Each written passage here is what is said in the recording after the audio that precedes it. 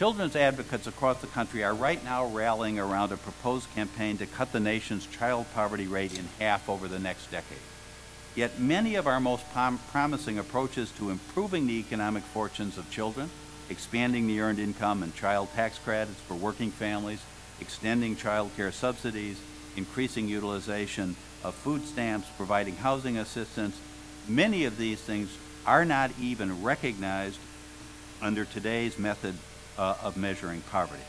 Excluding these resources makes little sense, especially since they are among the very resources that have the greatest potential to pull families out of the deep and persistent poverty that hurts children the most. Their evidence is overriding that when families are entrapped in persistent poverty, childhood problems multiply. Almost 90% of the families who end up losing their kids to the foster care system in this country are poor. Poor kids are 5 times more likely to miss learning proficiency benchmarks in school than kids from more economically secure families. Kids growing up in poor families are far more likely to drop out of school, get pregnant, or get in trouble with the law.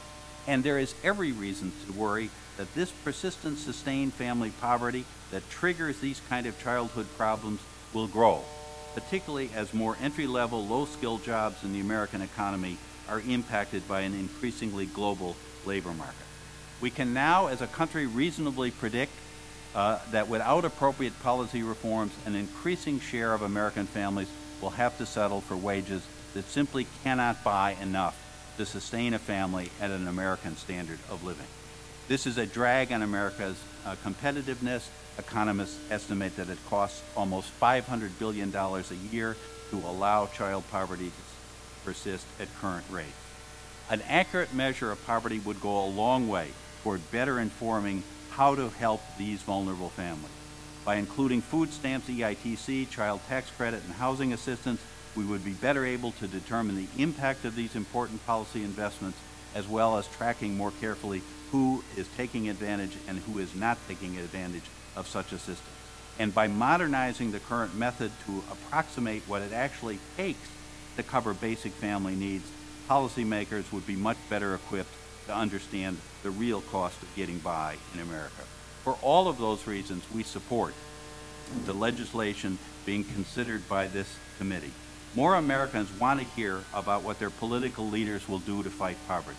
And it is time for all parties in this now stalemated definitional debate to table their disagreements and come together around a more credible and policy-relevant approach to poverty measurement. A decade and a half after its release, the NAS report still provides the best roadmap for getting to a useful poverty measure.